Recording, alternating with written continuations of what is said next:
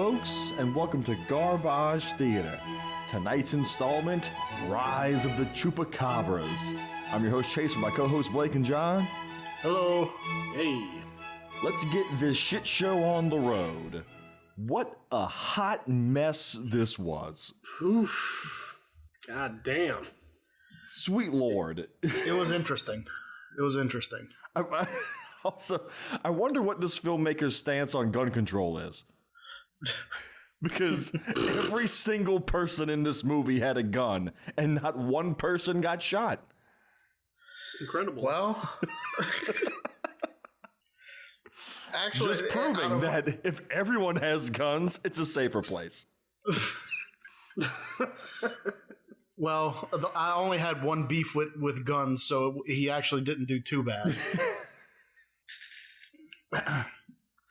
So, yeah. Literally no one gets shot. Yeah. Nope. For all the firearms. Yeah. Even in the one circumstance where somebody really should have been hit. Oh my god. Yeah.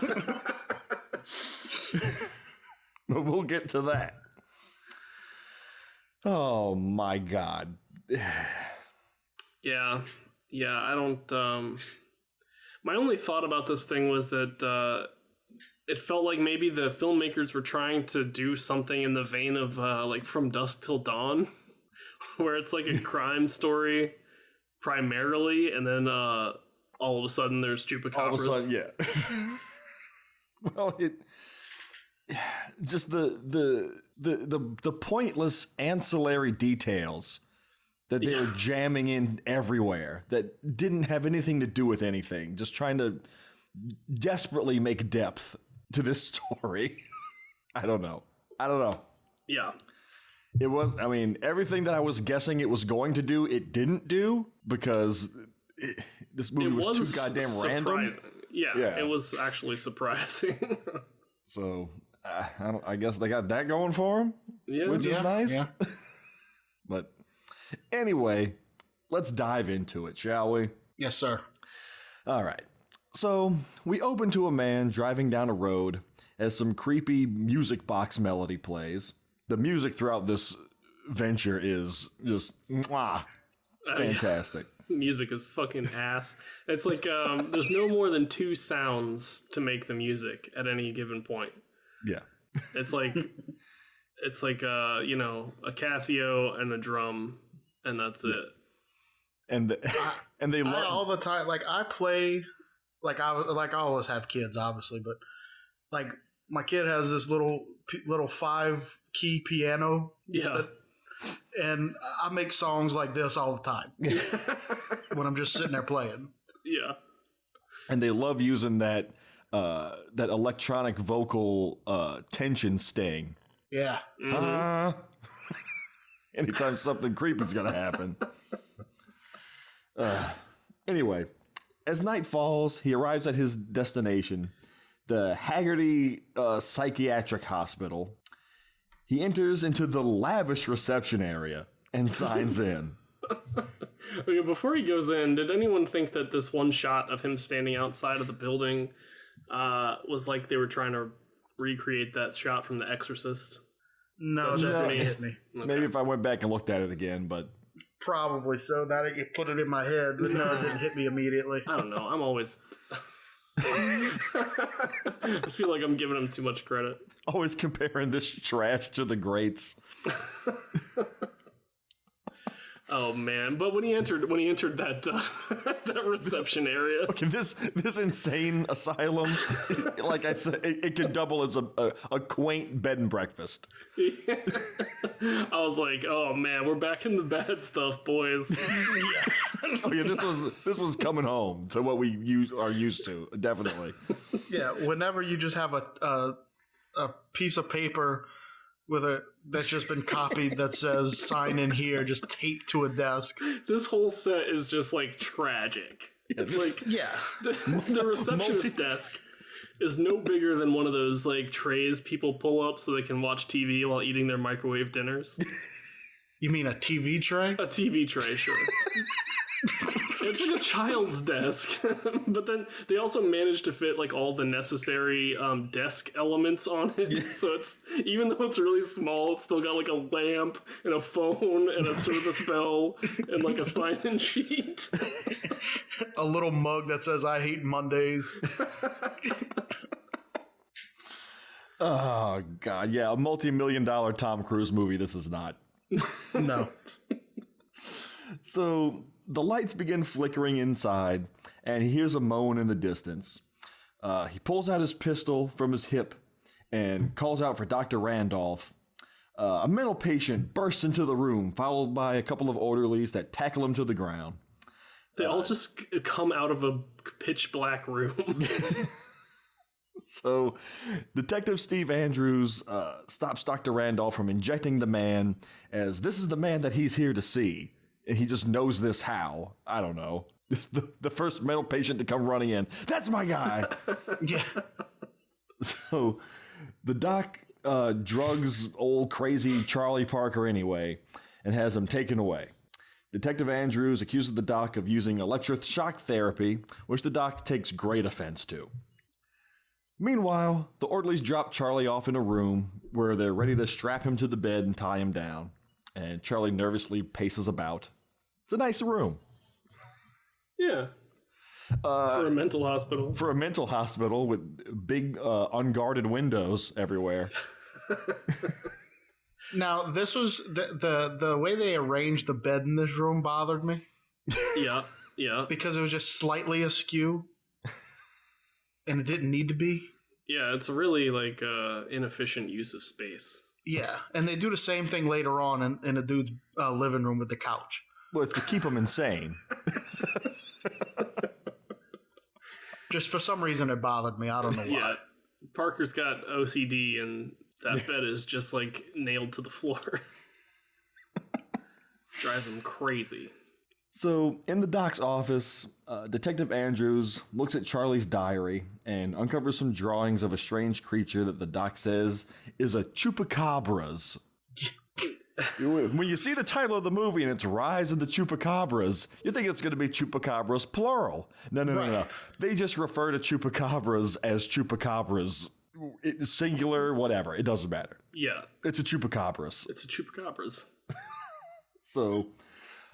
Charlie thinks that he killed one, and after it killed a bunch of people in a mine years ago, and was it years ago? I thought it was like just recently. It might have not have been years. I don't care. This is really poorly set up. Yeah. Who gives a shit? So, one of Detective Andrews' missing persons matches the description of one of the people missing in the mine. Charlie tucks a metal instrument into his wristband as the orderlies tease him about monsters. And already, this is going to be another one of those movies where Dutch angles equals cinematography. For sure. This was like the lowest fucking angle possible to get on a person to like still be able to tell it's a person. So one of the orderlies notices that a scalpel's missing from the instrument tray that's just in the room. Note, he did not put a scalpel in his waistband. It's like a dental mirror. Probably was, because they do like a close-up on the tray of instruments, and they're all dental instruments. Yes. There was a toothbrush, was there not? There's a goddamn toothbrush on there. Yeah. Now, what got me is like, that's the worst place you'd be able to put a scalpel, is like in your waistband. Well, there's 100 problems. You're going to gut yourself. He's in a psychiatric hospital. First of all, he has a belt on, which they never would give them. Right. Yeah. Second of all, this hospital's a bed and breakfast. There's no bars on any of the windows. They don't even need a chief to break out of this. I'm pretty sure that this was a flop house too. Because if you really looked around in the rooms, they were all filthy. Yeah. Yeah. Well, later they go deeper in, like at the end of the movie, they go deeper into the hospital, and it's clearly like abandoned.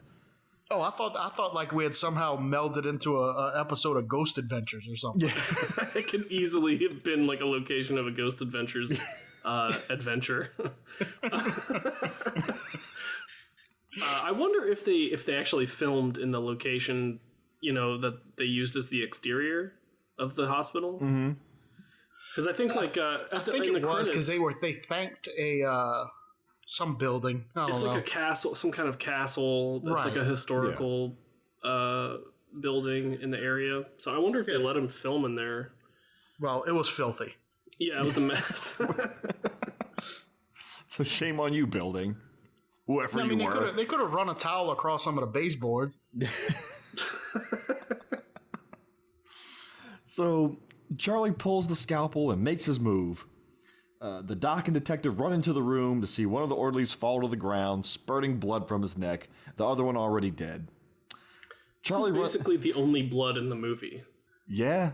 I think you're right. This is as gory as it gets. Totally bloodless other than this. Charlie runs through the woods and rests against a giant tree, and he looks up and he notices a key nailed to the bark. But being a good Samaritan that he is, he returns it to its resting spot and leaves it there. So he shambles over to a barn and decides to sleep there for the night. But it's locked with a padlock. Charlie rattles it horror game. Charlie rattles it around a bit and hears something clattering around inside. He has a flashback to the doc questioning him about a missing girl, and he slowly puts two and two together and goes and gets the key from the tree and unlocks the door to the barn. He gets the door open and something pops out at him. Yeah. It's the Chupacabra, but Chupacabras. It's the Chupacabras. It's like if somebody, those little rubber finger puppet monsters? Yeah, sure. That you get from like the quarter machines in the grocery store. Yeah. It's like somebody saw one of those and said, that's perfect. Boom, Chupacabras. Chupacabras. That's what it will be. Make its head 3 times the size of its body. Yeah. Shaped like an eggplant. It's like if Crow T Robot was a Chupacabra. It's a mess. Also, I'm kind of ashamed to say, but if we back up a bit with the keys nailed to a tree, I'm a grown man and I consider myself pretty damn responsible most of the time. But if I was walking through the woods and I saw some keys nailed to a tree, I would immediately grab them and chuck them into the woods. I don't know why. It's just what I would do. Sounds like something that somebody would do that walks around in grocery stores randomly crushing Easter candy. Tell you what, it was a good Easter this year.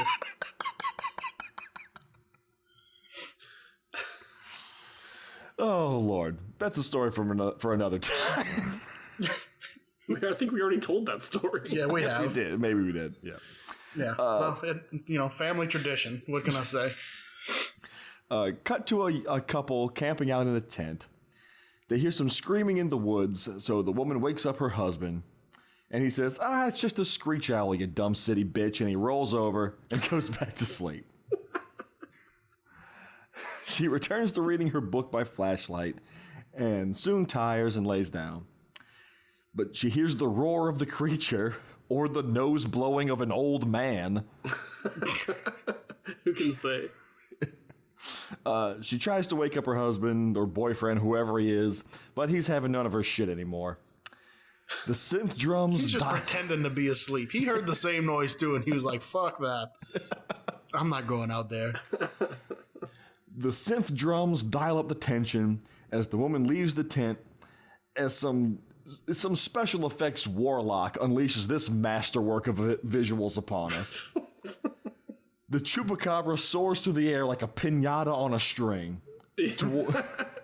Towards a crazily slapped together sweeping shot of the woman peeking out. Why did this shot need to be CG? Could they not pull off that so complicated camera movement? Why did this whole sequence didn't even need to exist in the movie? These two inconsequential characters. Yeah. So the monster strikes and cleaves her head off with the precision of a Photoshop cropping tool. Mm-hmm.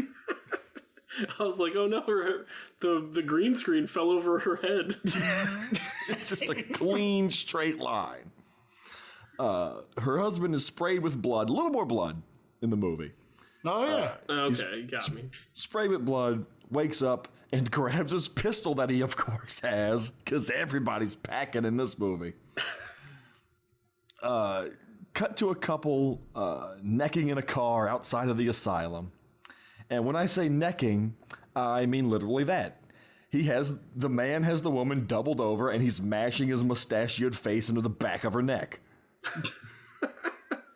It's two people that definitely did not want to commit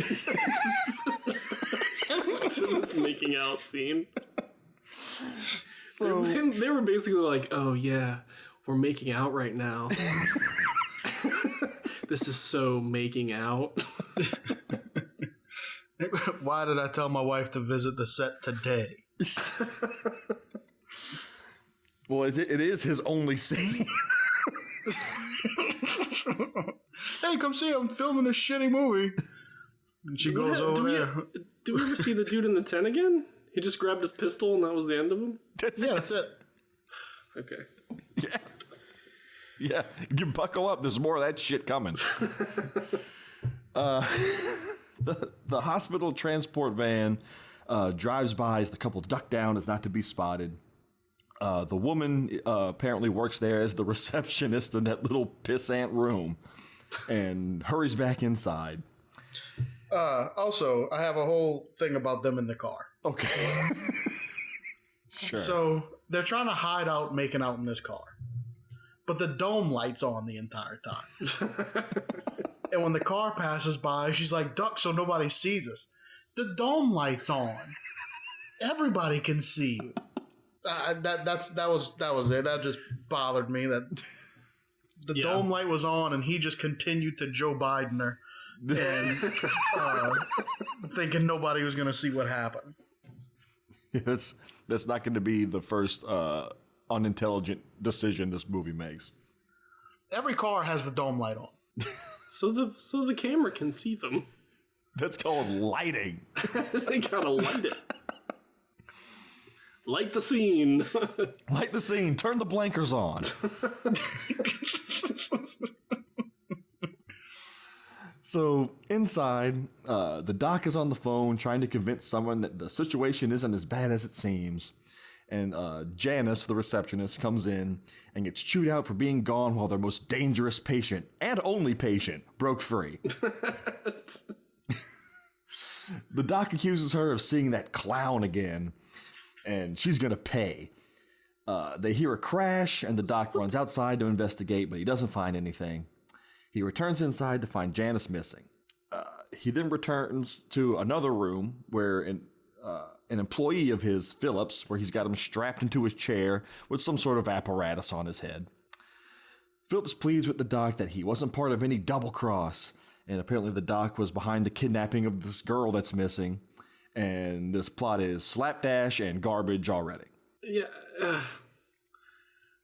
Why is he involved in the kidnap? I don't understand at all. I mean, you know why you don't understand? It's because this movie started at the top of the third act of a different movie. That's why.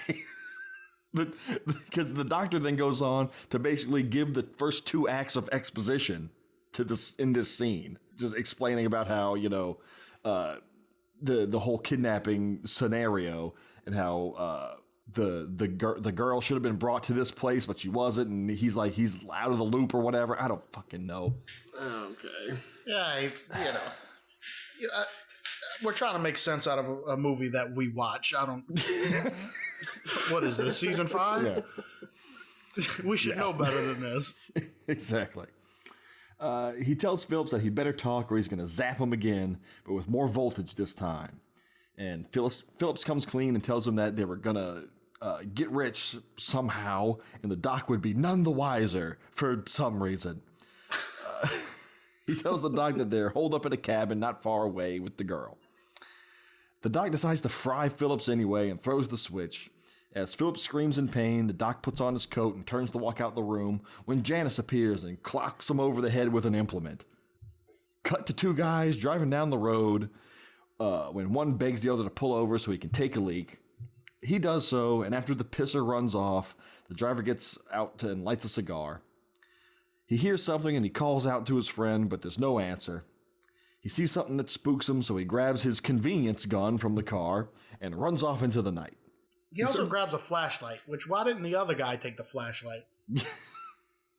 Well, you go and take a piss in the middle of the woods. There's a flashlight in the car. Nah, I'm good. He was not worried about anything. He got the dome light on. I gotta go take a piss in the woods. Leave the dome light on so I can see. So he searches the woods as the Chupacabra watches from the shadows. His friend reaches out and touches the other guy on the shoulder, and he spins around wildly, unloading his gun in every direction. Yeah. Inches away from his friend, and somehow every bullet misses him. Just totally unbelievable. Like it's just a little tap on the shoulder, and he spins around. Ah! Just blasting off. So his friend points out that he tripped over a dead goat while he was out here, and then they hear something from the road. They run back to the car to check on the package in the trunk, revealing that they're the kidnappers and the girls in the trunk all tied up. Why did they hear something? You know what I mean? They needed a reason to get back to the car. Except they got to go back to the car anyway. I don't know. And it sounded like a car peeling out, like taking off. Like she got free and drove away. I wanted the Chupacabra to steal their car. It's the only thing I wanted. Chupacabra was just more mischievous, like gremlins. Yeah. Ah, shit, it's a Chupacabra, and he's got my car. The Chupacabra takes the car. The next scene, there's a hooker leaning into it, to the car. Oh my God, you're a Chupacabra, and then boom, dead. Yeah. Chupacabra's like, hey baby, got any goats? Go back and listen to Fungicide. Yeah. If you want to get that joke. Yeah. Cut to 9 hours earlier. What is this movie doing? I immediately became confused, and this is it's only the first time jump, and I was like, oh shit. What if the Chupacabra stole the car, and then he realizes he has a kidnapped woman in the trunk, and he gets all caught up in this whole scenario? It's like a screwball comedy. It's a normal movie, but there's a Chupacabra involved. He's like, he's the one that kidnapped her. And they slowly fall in love. He's got to clear his name. That's how you fix this movie. Yeah. But, first we have to do a very specific 9-hour cutback. So, we're at some runoff canal that 7 people have confused for a beach. And someone is interviewing all these random slack-jawed idiots about seeing a creature in the water. Budget David Arquette sidles up to the soon-to-be kidnapped girl and starts asking her about her big cryptozoological / unemployment project. There's no specifics on this project. It's just a cryptozoology project. Yeah. So she says that... That's how most cryptozoology projects are anyway. So she says that she's covering the Chupacabra and reveals that the Chupacabra hunts by tracking its victim's breathing. Nope. It's like I'm a no T-Rex, cryptozoologist, but I know that's wrong. Yeah. Let's put some weird rule on this. And it's never even played up in any way. It's never used. That fact's never used.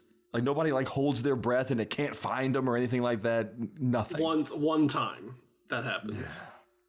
Stupid. But she could, not to jump ahead, but in that scene, she could just be hiding. Yeah, for sure. And she has this device, this tracking device that Budget Arquette's looking at, and he hilariously straps the device onto her leg, and Why did she bring all this bullshit to the beach? That's where she's doing the project in her bikini. She's a crazy lady. Just down here working on my project. So he hooks it onto her leg, and it's got like it lashes onto her with like this flimsy like curly phone cord, and she's going crazy because she can't possibly get it off. How am I going to get this thing off? It doesn't come off. I'm going to cut it off. The kidnappers watch on from behind them as she storms away angrily and follow her to the restrooms where she changes. She pushes past them when one of them pulls out his quantum refibrillator and blasts her in the chest. It's a flashlight with a stock on it. It's a flashlight with a stock on it. Yeah. I didn't understand why they would have... I mean, once we find out what it is... make-believe thing? Huh? Where they would shove this make-believe weapon into this movie? Yeah, it's madness. But also, like, all it does is shoot light. It's just a light. It's a flashlight. So why do you need a stock and a goddamn laser sight on it?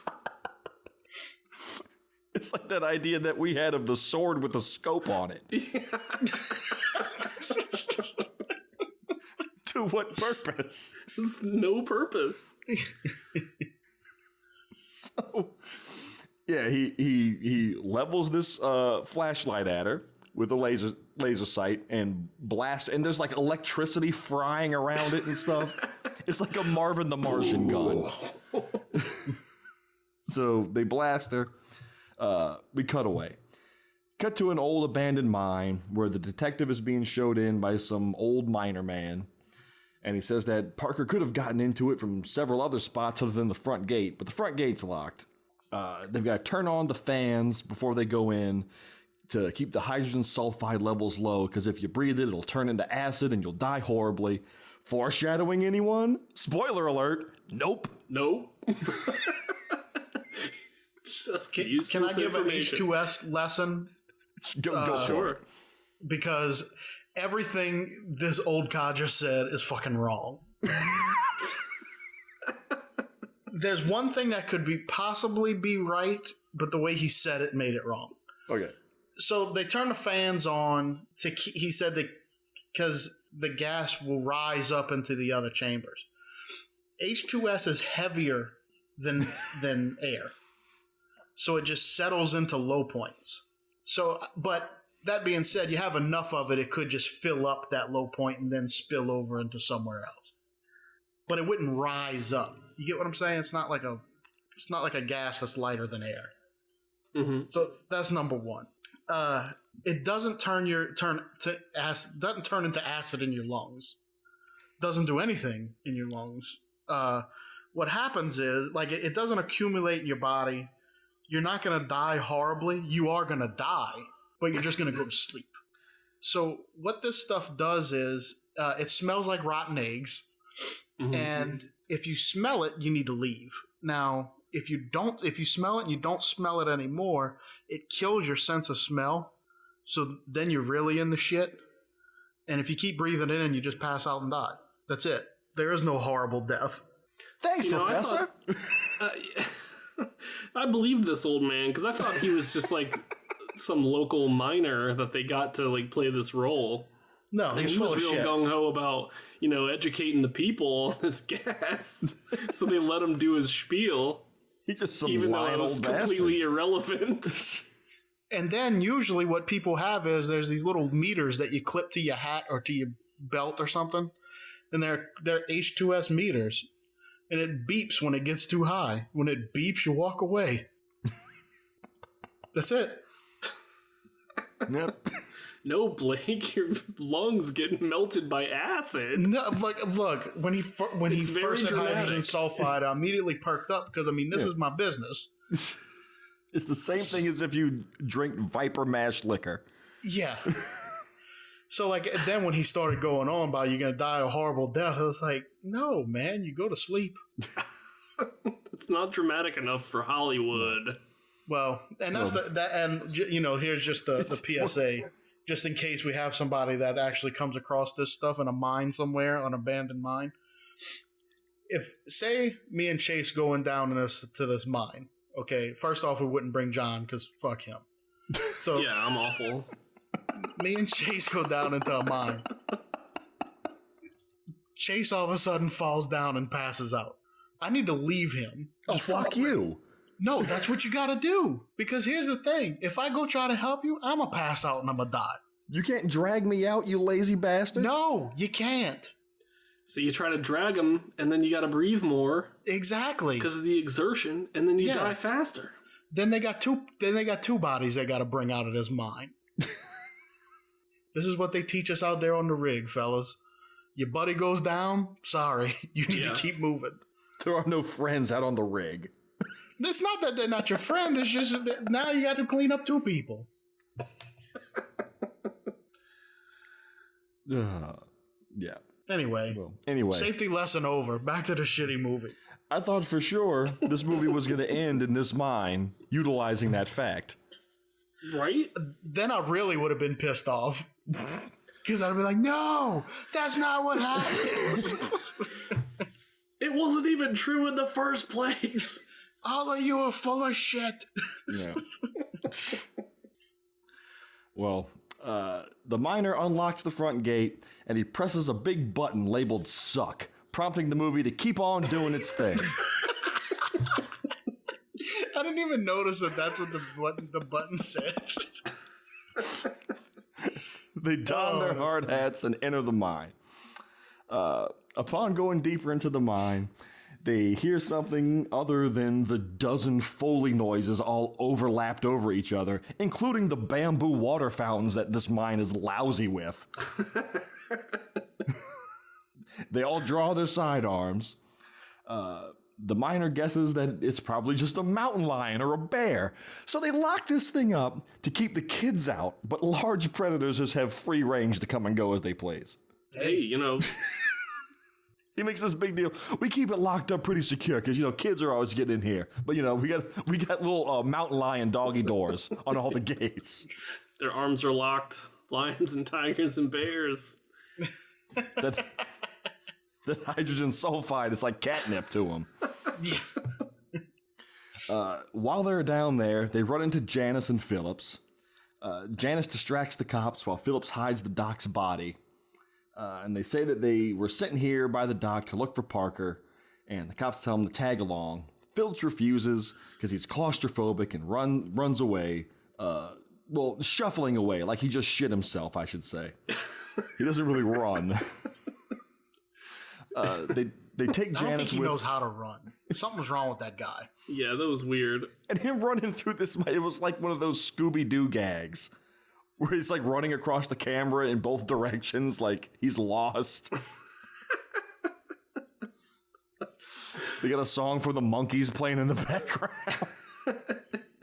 He's running in and out of corridors, coming out of impossible places. They take Janice deeper into the mine and they find the tarp that they used to hide the body of the doc. They remove it to see that he's gone. Ooh. Oh, shit. Cut to a church service that lasts for exactly one sentence. That was the shortest mass I've ever seen in my life. We take 15 minutes to watch the whole congregation go into the church. Let us all keep this family in our prayers and they find their daughter. Okay, everybody get the fuck out. I couldn't, okay, so they show everybody walking in. The first thing I thought was, thanks for dressing up, people. Like, yeah, everyone's wearing their flip-flops and shorts going into church. And then it stood out more than the coffee cup in Game of Thrones. Everybody's walking up the stairs going to this church, and in the flower bed right next to it, there's like a coffee cup, a water bottle, everything just laying there. Everyone's drinks are in this flower bed. It's a dump.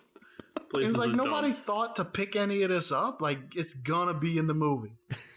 Hey, when you're deep into filmmaking, John and I can attest to this. When you're deep into filmmaking, sometimes you forget bottles and such in this shot. Bottles get left around. Like, in every shot. Unacceptable. I thought it was funny that it was super obvious that they were not allowed to film in this church. Everyone goes inside, and then it just remains outside. The camera stays outside for the sermon. So, at first, I thought it was a funeral for one of the characters that died, and I was really like, wow, this is a really lax funeral. It was I think the poor music choice there, because it sounded like what a funeral scene would sound like. Yeah. But when I started seeing those teenage boys in their cargo shorts, I was like, nobody's mom lets them go to a funeral like that. So, you just go into the 10-second mass. Yeah, whatever the fuck you want. So, as they all leave, the media is waiting outside to get a statement from the girl's family. The dad brings out a prepared statement that he has, and which basically says, "Hey, kidnappers, if you could let Lori go, that'd be great." Yeah, just leave her on side the road somewhere, please. Yeah. He goes on to say that they can't do anything if the kidnappers don't give them any demands and don't contact them, and then proceeds to say that they did get a ransom demand. Yeah. In the same speed, the same shot. Yeah. He knows exactly what they want. Yeah. From here, we cut to a super critical, important scene of the priest arguing with his church maid. Church maid. Pandering to each other about how the priest is always missing breakfast. No, I don't think that it's always missing breakfast. It's just this one time. Yeah, he missed breakfast. Yeah, I was like, Jesus, like Gertrude is high maintenance, dude. She makes him promise to show up to lunch early and walks out. Jump to later when a couple of men come to talk to Father Lewis to do a confession. Wait, hold on. We skipped over a little something. After the dad is talking to the media, he goes and the detectives, like, I guess in the back lot of the church, talking to the wife. By the grimmest cemetery I've ever seen. And so, like, all the cop says is like, "Oh yeah, we're gonna get her," and he's like, "What are you gonna do? Wave your wand?" Or like, he's the most flamboyant father I've ever seen. I was gonna say, this marriage is a sham. Yeah. Oh, look, she got beard written all over. He says, "What are you gonna do? Wave your magic police wand and just make her appear, Mr. Man?" And then he goes, "Magic police wand." He goes, "You're gonna make her appear." Poof! And he spit a bunch of fairy dust in his face. And those shoes are hideous. Yeah, it was pretty clear. I forgot about that. I'm surprised I didn't write that down. These two men show up to talk to Father Lewis, do a confession.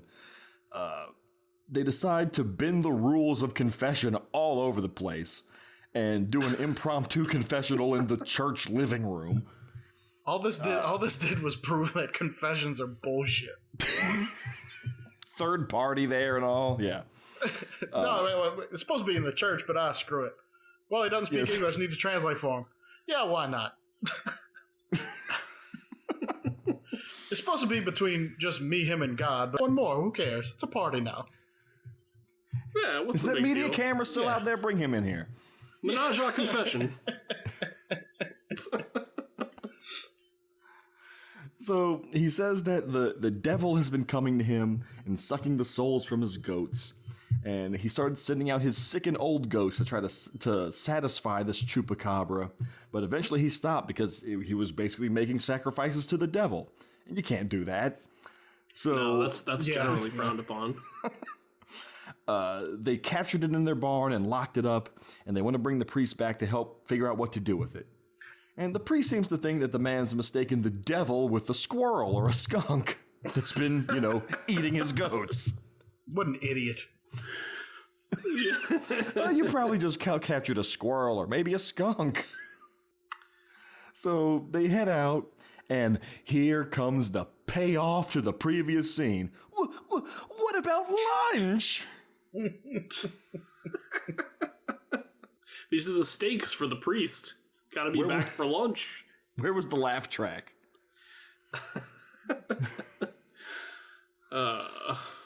So they arrive at the barn and open it up.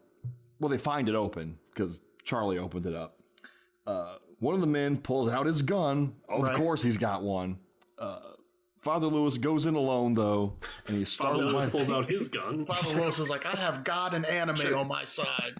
He went inside the barn. Church gun.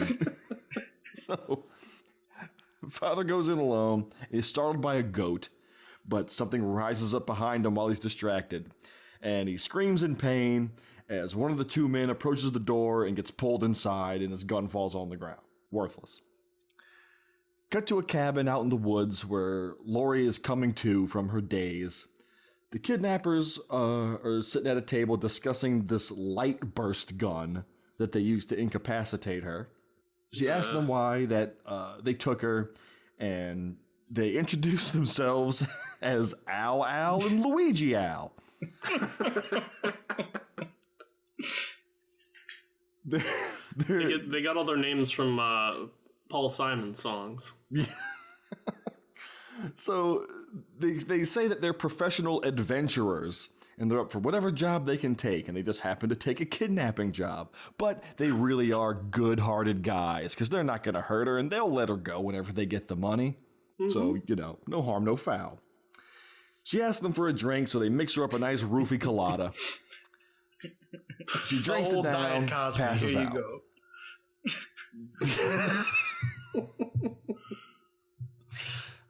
Later, Phillips from earlier runs across the barn and spots the pistol dropped by the latest victim. He picks it up, hears something in the barn, and goes in. The Chupacabras in there playing the bongos, apparently, because that's the noise it's making. He goes in to find the priest dead. The Chupacabra drops down from the rafters, and bites into his neck by clipping its entire face through his body. This is the worst. That's what you get for designing your monster to have a 4-foot-long eggplant head. And also being like a shit animator. Also, there was no way this thing could open up its mouth past its own teeth. Yeah, it had like saber-toothed tiger syndrome. But it was like 100 teeth. Like, it would have to open up like a total like 180 degrees to clamp down on anything. Yeah, needs like a snake jaw. Yeah. So, cut to the sheriff's office where Marty, the guy from the beach, comes in to talk to the sheriff / detective / lieutenant, whatever this guy's title is, because it keeps fucking changing. He asks the detective if they've heard anything on Lori, but they haven't. He shows the detective the receiver for the tracking device that he put on Lori, and they're like, hey, this could help, but it's not turned on. So the detective tells Marty to watch the device and call him whenever he gets a signal. Let me send home the one thing that could find this chick with this fucking pothead teenager and trust him to check it every hour. Good police work there.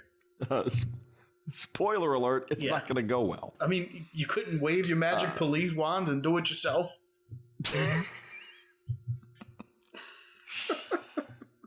Cut to Lori's house, where her father is angrily cutting the grass outside in his tank top, really trying to play up the manliness. A couple things about the cutting of the grass. Your daughter's kidnapped, you're not cutting the grass. Yeah. We got to get on with our lives, Blake. 2, you don't run cutting your grass. You do if you want to get it done in twice the... I mean, this dude is jogging, cutting his grass. Yeah. Yeah, that's why I said angrily cutting the grass. Also, I believe the grass was already cut. This was take like number 8. Yeah, he's already done it all. It's just dirt at this point. So, while he's out there, his wife runs out, and they got a call from the kidnappers. So he runs in, and Mario Al instructs them on where to go to answer a payphone for further instructions. The dad takes a briefcase of $2 million that he stole embezzled something unclear from his company, from the board. It seemed like they gave it to him. And plans on... And he's planning on recovering it whenever they catch the kidnappers and returning it to them. I don't know. Yeah, so like there's a lot of exposition here where like his wife says something about how he got like screwed over by a couple of business partners and lost a ton of money. But yeah, and then he says that the board approved giving him this money, this ransom money. But he's like super pissed that she's asking him any questions. She doesn't even know how much the ransom is, I guess. Because she's like, how much is in there? I guess he's pissed because he just got done explaining it to his boyfriend. Now he's got to explain it to her. It's like, God damn it. As I said, meaningless ancillary details that don't add anything to anything.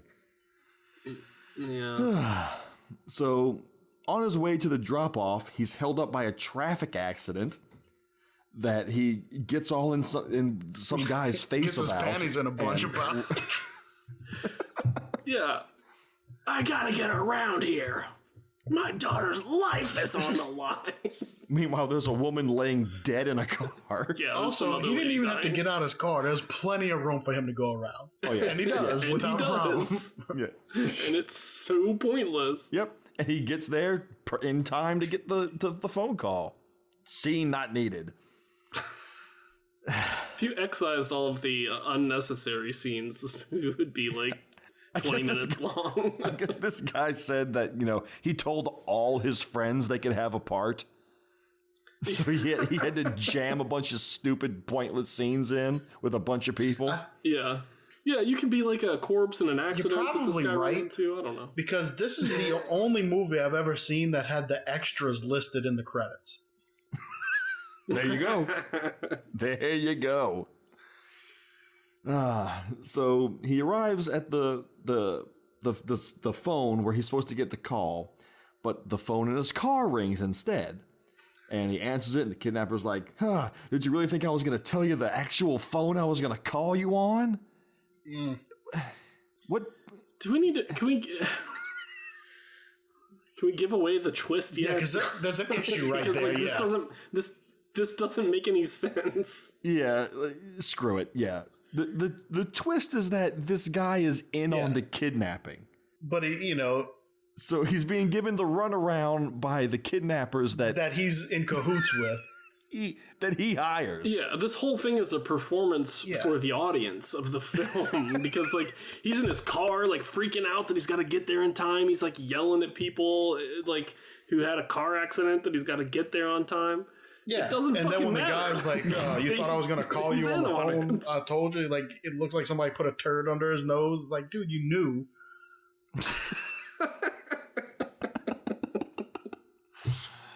This movie's stupid. Oh God.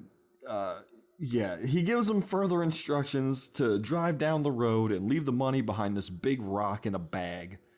He arrives, goes behind the rock, rustles around with the money, and it takes forever and leaves. Cut to the sheriff lieutenant detective as he gets a call that they caught the guy who picked up the money from the drop-off and they're holding him. So he arrives on the scene, and it seems like the kidnappers hired a middleman to pick up the bag. And the detective empties the bag to find nothing but shredded paper in it. That's the director, by the way. Yeah. Oh, is it? Yeah. Who's the kid? Oh, jeez. This fucking like 19-year-old metalhead is the director of this thing. Also jumping ahead, that kick-ass song at the end, that's him, and that's his band. I was planning on shitting all over the band, okay? So let me skip ahead. Like, as soon as I heard the music, I was like, oh, let me find out the name of this fucking band. And I found out it was his band. I was like, oh, now I really gotta fucking find out about it. So I looked him up on YouTube, and I can't shit on him. He's found his way. He no longer messes with the movies. He just does music. dude's a talented musician. So I was like, I can't shit on him. Is he the singer though? Like, and everything you see of him now, because my main problem, everything you see of him now, like he's got stuff from this year, and it's like all this instrumental metal stuff that he comes up with, and of course he's got videos that are, well, say questionable, but when it comes to just music, dude's very talented. So I couldn't, I wanted to shit on him, but I couldn't. So he found his calling. Yeah, but yeah, John, the vocals is the stand. We're gonna get to it. That was the worst part about the song. Yeah. But also, like, we can't talk too much shit because of our band. We played this song at the end of our movie. Oh yeah. Yeah. That's true. So where the hell was I? Yeah. So they hired the middleman. He's got a bag of shredded paper. The actual kidnapper's driving along with the money. Again, I don't know why this detail was necessary. I'm not really paying that much attention at this point. Back at the cabin, Lori wakes up again, and this time remembers that the tracking device is on her leg still, and turns it on. How they didn't see this cell phone strapped to her leg, I don't know, or questioned what it was. Yeah, well, they just thought she was on house arrest. So which would also give the location of where she was, though. That's also true. Back at Marty's place, the device turns on, but he's too into laying on the couch watching TV to give a shit, and just ignores it, goes back to sleep. Lori gets up and sneaks past Luigi Al as he sleeps in his chair. The door's locked, but she spots a key on Al's belt. She could just unlock the door from the inside, because it's clearly locked from the inside. You can see the fucking knob of the deadbolt. But she removes the keys slowly from Al's belt and starts to unlock the door as Mario Al pulls up out front. He gets out, gets the money from the car, and heads inside to a dark room. It's pitch black. He finds that Lori's escaped. Luigi Al isn't too concerned because they've got the money. What does it matter? But Mario Al says that if she was able to escape, she must be able to see now because the light gun rendered her blind. And she knows what Luigi Al looks like now. Back at Marty's, he remembers that his girlfriend was kidnapped and decides to call the detective. Dude, he's like knee deep in a Maury episode. And he doesn't give a shit that this thing's beeping and glowing blue behind him. But it's not even glowing blue. He's got to find out if this dude is the father. Yeah. They're shooting a blue light onto the thing from off camera, or what's supposed to be off camera. But if you look close, you can see the hand pressing the button to turn on the blue light that's shooting at the little device. God damn it. So he calls the detective, gives him the coordinates, and okay. Here we go. They said that he went into detail of what this thing does in the police office. He said it gives latitude and longitude within 20 feet. So he's on the phone with the cop. You don't hear him give the latitude and longitude. He just says, "Do you have a location?" He says, "Okay, give it to me." And then he's like, "Oh, that's out by Old Man McGillicuddy's Road." Or like, how did you decipher these latitude and longitude coordinates within 20 feet and know like the intersection she was at? Hey, he has been a lifelong cartographer. So he's a fucking good cop. I guess you're right. He knows the latitude and longitude of every location around these parts. Fucking master and commander of Hazard County out here. He just busts out his sextant and goes to work. Well, see, he didn't bust out any of that, though. It was just like totally committed to memory. Yeah. So Lori's running through the woods and she comes across the same dead goat as earlier.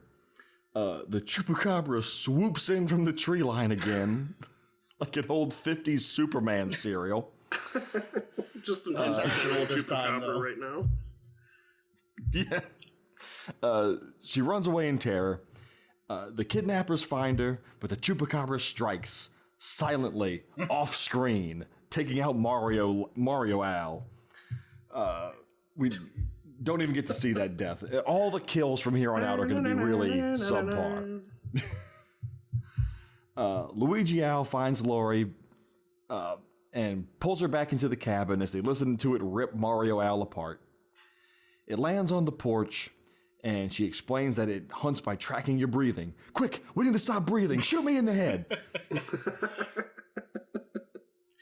The Chupacabra sneaks in and tackles Luigi out to the ground and kills him, possibly. We guess. You can't tell what it's doing to anyone. Lori's dad arrives. How did he find out? Before we know that he was in on it. It's like, he shows up. Everybody beats the cops here, is what I'm trying to say. Because Marty also gets here before the cops. Everyone beats the cops here. He's more concerned. Her dad's more concerned about the money, though, and this is where he accidentally reveals that he knows the kidnapper's real name, Walt, and she gets suspicious about this. But it's really important that we find this money, so she brushes it off. She takes the car keys from him first, though, as he heads into the cabin to search for the money.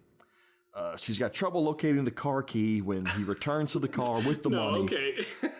She requires him to give her the keys before he goes inside because she's suspicious. So he just hurls them at the ground. Hurl is a strong term. She's like, well, go get him. He just tosses them. And I hate to be the one that points out the man's sexuality, but like he threw those keys down like an angry woman. Not like a stern father, but like as if to say, you're not getting a snarling marlin tonight. I'm throwing the keys on the ground.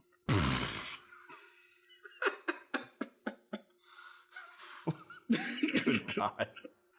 Cut all this out. So he returns to the car with the money and reveals that he gave her fake keys. Who keeps fake keys on them? Fucking owned. But before he can get in the car, the Chupacabra grabs him and drags him off, and Lori runs back out into the woods. Back at the asylum, remember the asylum, folks? Janice is going through the doctor's desk when he walks through the door. Remember the doctor, folks? He pulls out a rope from behind his back as he threatens Janice, and she grabs a golf club and tries to knock him out, but he's ready for her. And he wraps the rope around her neck and strangles her to death. Why does any of this matter? Ropes. Yeah, I don't know. I don't even understand how Janice was involved. Wrong place at the wrong time. She seemed to be in on the whole thing. Yeah. Is she and Philip or whatever? I don't know. So Marty's following the tracker to the asylum as Lori also arrives there. She reveals to him that her stepfather we find out that her father is actually her stepfather and the detective is her dad. Because I don't know. Again, I don't know why. Why did this have to be a secret? Yeah, it's like all it did was like clear up some motivations. Like, why is this detective? But he's a cop, so like he would be looking. He should give a shit. His job. Yeah. All this did was clear up the fact that Lori's mom left her dad for a gay man. That's all it is. Yeah, and it also answered the question of why she only referred to him as his first name. Yeah. I don't know. It was pointless. What was there to what would they have lost if they would have revealed that earlier? Yeah, to me, make a more compelling story if it was her real dad that decided to do it anyway. Oh yeah, by the way, I'm her dad. But like, No, like, don't even do the whole stepdad dad thing. Let the detective be the detective and let her just have a shitty dad. I don't know. I mean, that's Why? more compelling. Like, nobody would give a shit about Mommy Dearest like, if it was her stepmom. But then there'd be like that would invite some Fargo comparisons, I guess. Yeah. Oh, Rise of the Chupacabras. I do so hate the things you choose to be. So, where the hell was I? So, yeah, we find out that the detectives are dead. The doctor pulls out a gun and reveals to her that the whole plot to kidnap her and her stepdad was in on it and blah, blah, blah, blah, blah. There's a crash outside and it distracts the doctor for long enough for Lori to run off. And as the doctor follows her, he runs outside when she clearly didn't. And the Chupacabra swoops in and drags him off screen. Another kill we don't get to see. Lori runs downstairs as the doctor's screaming in pain upstairs. Marty arrives and runs inside. The Chupacabra blorps its way down the stairs. It's really hard to describe the animation on this thing. It's barely animated. Its legs are like stiff and straight all the time. It just kind of slides around and mushes in intervals. So it comes down the stairs and Lori starts running away and the tracking device just kind of slips off after she made this big deal about how it would have to be cut off. Right. Marty goes deeper into the asylum, calling out for Lori as the Chupacabra nose blows its way closer to her. Marty finds the tracking device on the ground and continues his search. But Lori runs into a room and trips over a box of light burst guns in the basement. Hold on. First he picks up the... Like, I made myself laugh when he picked up the tracking device and he goes, "She's here." And I was like, clearly she's not. You fucking idiot. But yeah, then tripping over a box labeled light guns. Son of a bitch. A bunch of these. Didn't they say that the doctor was making them? Oh. I think the two kidnappers said that the doctor makes them. It's like, why would he be making these things? It's a non-lethal way to blind to people? Stop, like a crazed patient. Insane people? You know these insane people, you gotta blind them. And just to clarify, this prop it's one of those handheld spotlights that, has like a pistol grip on it with just a little wire stock on the back of it. Yeah. That's it. Because you gotta watch for the kick of that light. That the light's gonna make. What the... And why did the doctor make them? I got a great idea. Every time I turn on a flashlight, I almost break my wrist. I mean, I wish I had a stock.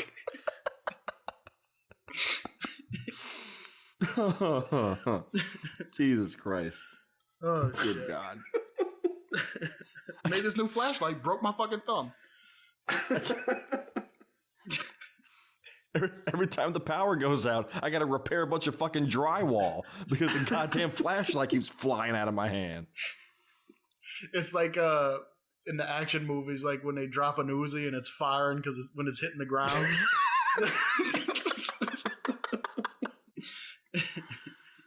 Oh man! So wait till they see the bump stocks I made for these guns. Yeah, fucking light gun that kicks. What the hell? So she picks two of them up off the ground. And she's cornered in the room by the Chupacabra. She's gonna fucking John Woo light gun this Chupacabras. John Woo. Well, first a bunch of blind pigeons flying to the wall, running into each other and shit. Well, first she has to fend it off by swatting at its crotch. So Marty finds her And the Chupacabra turns his attention to him, and he shines his flashlight at the Chupacabra, making it recoil in pain in this room that's fully lit, mind you. Yeah. All the lights are on. I couldn't even tell that his flashlight was on because it was so well lit in the room. She gives him one of the light guns, and he throws the tracking device down the Chupacabra's throat for some reason. Oh, to say his tagline. Was there a tagline? I was too busy laughing at the... Yeah, he said so he could track him to hell. Oh, that's so disappointing, and I'm glad I didn't hear it. So he throws it down his throat, and then they both blast it in the face with the light guns, Luigi's Mansion style. Yeah.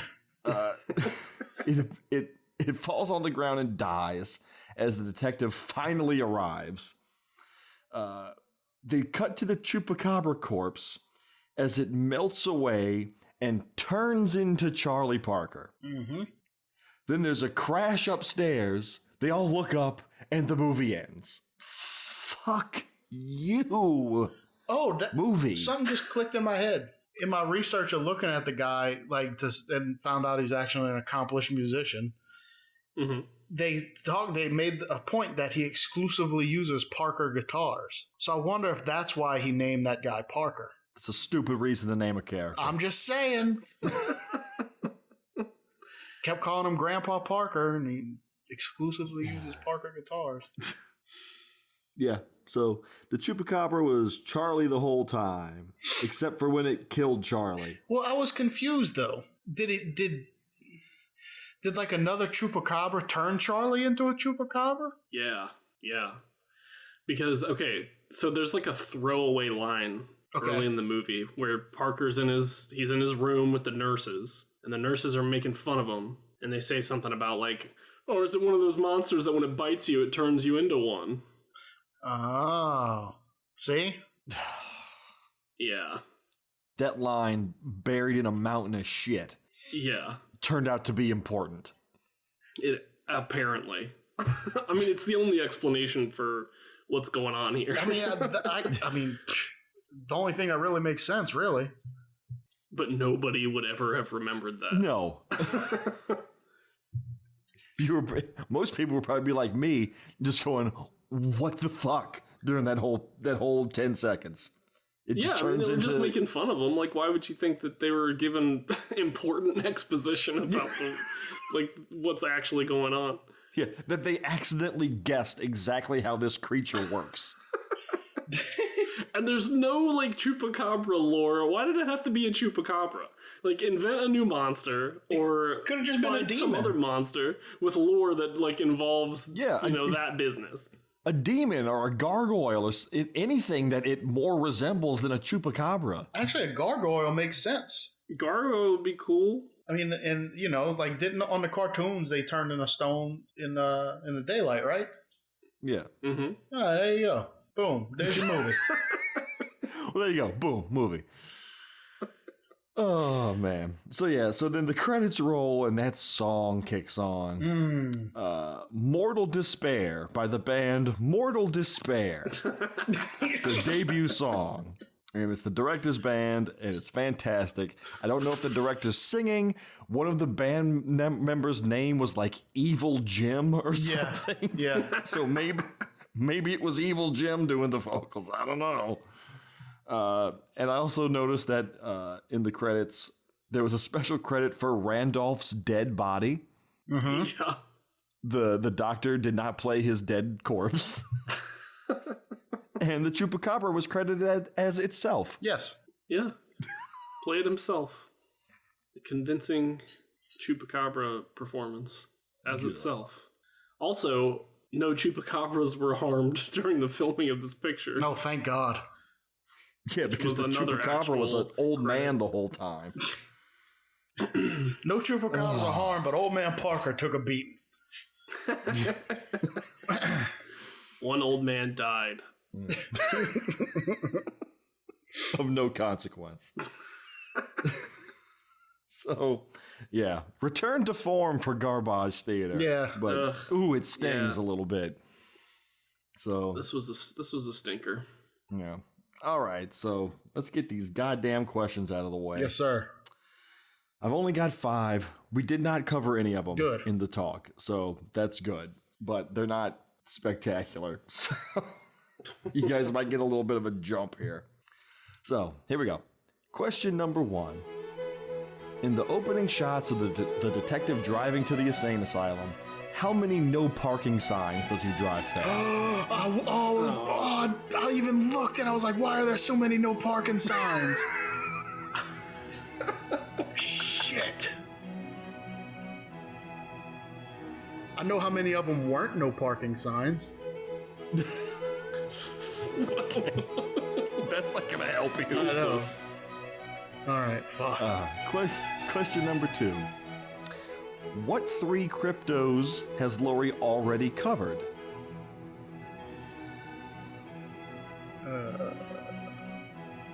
She lists 3 other things that she's already covered, and the Chupacabra was all that was left. Oh, damn it. Not necessarily the things that the people interviewing were talking about, too. Why can't I remember the third one? All right, question number 3. Mm-hmm. When the group goes down into the mine, how many of them have flashlights? Ooh.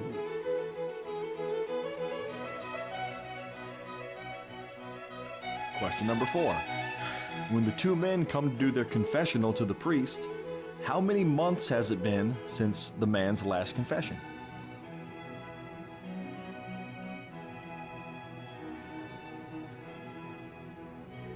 And question number 5. When we go to the sheriff's station, we get a little glimpse of the bulletin board. What is being advertised on the police bulletin board? What is the little informational sheet about? I wouldn't say advertised. Fuck. I could have told you what each of them was stationed to, but fuck. Yeah, I had so many other things. But not this thing. That's it. Here we go. How many no parking signs did he drive past in the opening shots? I said 3. I guessed 5. 6. Shit. Question number 2. What 3 cryptos has Lori already covered in her project? I got Nessie, Bigfoot, and I can't think of the other one. Was it Mothman, Jersey Devil, and God damn Black it. Dogs? Mothman, Jersey Devil, Black Yeah, Dogs. that's what it was. As soon as he said Mothman, it all come flooding back to me. The interviewees were talking about Bigfoot and the Loch Ness Monster. Yeah. Well, she also mentioned Bigfoot and curtly said that Bigfoot was dead. Yeah. He's like Elvis. So yeah, so I was questioning whether to put Bigfoot because she's clearly like researched Bigfoot. Right. Yeah. She knows he's dead. She knows for a fact he's dead. He was assassinated back in the 60s. Sam Elliott killed him. With a light gun. Okay, so question number 3. How many flashlights did the group have when they went into the mine? 3. 2? 2. I was gonna say fucking 2, but god damn it. John's running away with I it. give up. No, I'm not even playing. Question number 4. How many months since the last confessional of the man? 2. 2. 2! See, that's why I didn't want to say 2, because I was like, why would they both be 2? What kind of madman would have 2 number 2 answer questions? Last question. What is being advertised on the police bulletin board? Cigarettes and whiskey. I have Wild no women. idea. No clue. The Secret Witness Program. Okay. Not so secret. All right. So at the end of that, we are now currently standing at me with a whopping 1. Blake with 3, and John with 5. Yeah. Pulling out to an early lead, John. Gonna take it all again. Yep. Well, Coming to Trashing's time. It's John's picks. Nobody's got to worry about a weapon. Nope. Not That's this still time. lingering out there. Unless I use it on myself. Twist. Okay. What do we got? No, this one's a suggestion from one of my bestest buds in the world, Russell. So you guys are going to hate Russell now. But I thought it was potentially perfect because it goes back to some old wells for us here on the show. Ooh. So the film is titled A Talking Cat? Oh, come on. Jesus Christ. Exclamation marks and question mark and everything. Oh my God. What the fuck? It's from 2013. I hate this already. It's 85 minutes long. It's got a 3 stars on Amazon. It was made by a 200-year-old Chinese woman. No, he's kind of an interesting character too, though. A 2.5 on IMDb. This is directed by a guy named David Descoteaux. He works under a lot of different pseudonyms. This one of course he does. Mary, this one's Mary Crawford. To dodge the mobs looking for him. Well, the thing is, he makes like gay erotica movies.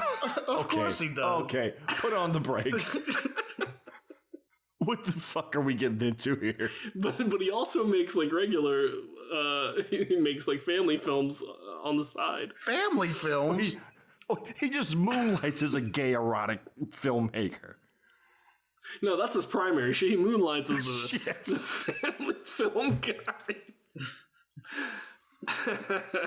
He also played the stepdad in this movie. He directed his first feature in 1986 and now has 151 directing credits. Porn doesn't count. Yeah, I was about to say. It's not porn. It's like softcore. That's why I called it erotica. It's not straight porn. It's mostly just like watching guys without shirts on run around for an hour. Fuck. But listen to that output. 151 directing credits since 86. Well, if by your own admission all he's doing is filming dudes running around with no shirt on, who gives a fuck? Fair enough. Starring Johnny Whitaker, who was in Bonanza, Bewitched, Green Acres, The Virginian, and Gunsmoke. Christine DeBelle, who was in Alice in Wonderland, an X-rated musical fantasy, Meatballs, and Battle Creek Brawl. That was her only porno. It just takes one. Just one. And Justin Cohn, who was in Glee and Castle. And good friend of the show, Eric Roberts, as the fucking cat. Shut up. No, man.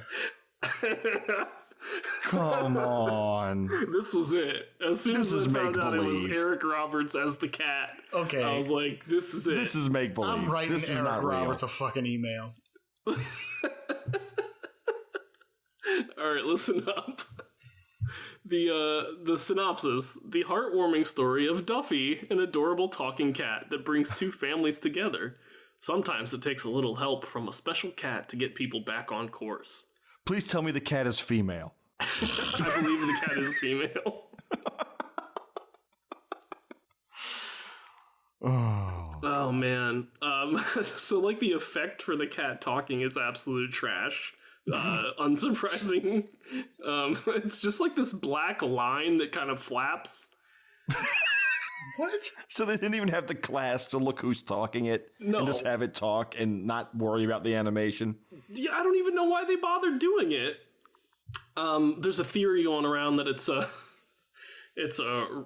was it Rogue Strike situation where it's just some kind of money laundering scheme or something. The estimated budget on IMDb is $1 million. Oh, come on. Which is, you know, when you see this effect, you're like, what? So here's a little bit of trivia. Director David DeCoteau revealed on the B Movies podcast that Eric Roberts' entire part was recorded in the actor's own living room in just 15 minutes. Oh, I'm sure. He Bill Murray'd this fucking thing. Another piece is the interior of one of the homes in the film is the same set used for the 2011 pornographic movie Jules Jordan Presents Ass Worship 13. Oh, so we'll be sure to recognize it. Like, oh shit, is that that's from Ass Worship 13 right there? Oh God. Everybody left reviews. that set itchy. Reviews. Please end my suffering. So bad, it's bad. And just no. And then there's one review I want to read because I thought it was really funny, and I'm not entirely sure that it's real, but it's really funny to me. So this review was given an 8 out of 10. It says, the cat on the movie poster is not the same as the cat in the movie, but otherwise this movie is perfect. I would have given it 10 stars, but I don't like that the poster shows a cat that is cute and young and in an awkward pose, but the cat in the movie is never really very awkward and is older. But it's still a cute cat, so don't worry, you won't be subjected to an ugly cat, just one that is different from the one in the movie. I hate this person already.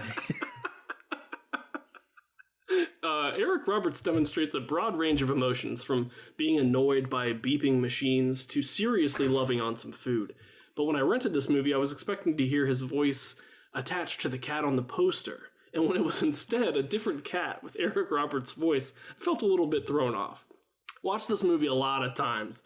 Also, I'm working on a poster that is more representative of the cat from the actual movie. And when it's ready, I'll update my review and post it here. Be warned, the cat is cute, but not the cat on the poster. I mean, it's gotta be a joke, but it's like it's really good. Anyway, that's it. Did they post the poster? I didn't see one. Still work in progress. I guess. And this was written in 2013, so they're probably not making that poster. Oh my lord. How many talking animal movies are you going to bring to the plate, John? I don't know. There's a sequel to this called A Talking Pony? So... Oh, God.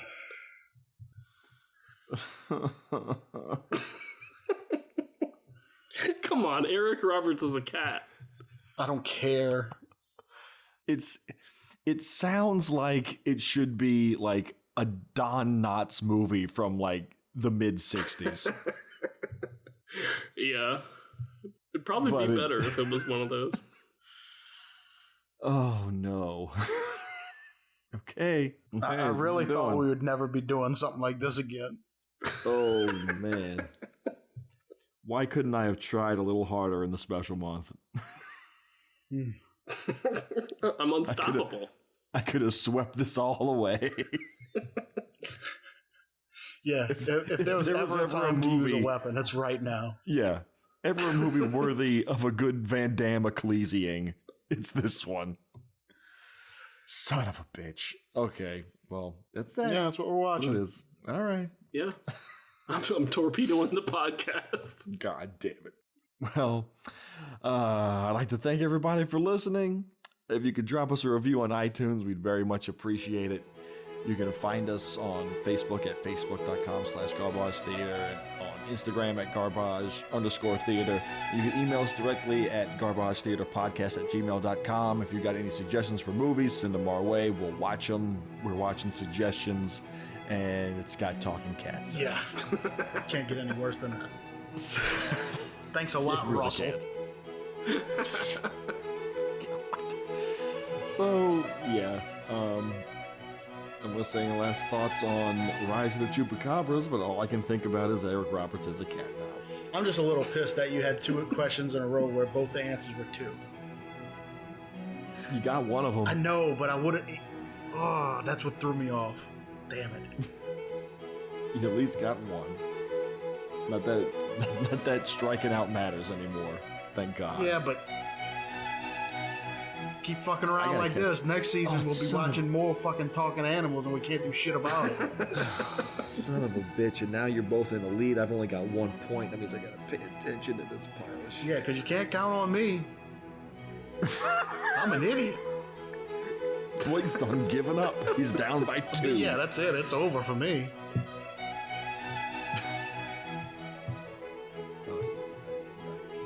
It's gonna be great, guys. It's gonna be great. Cool. All right. So there you have it.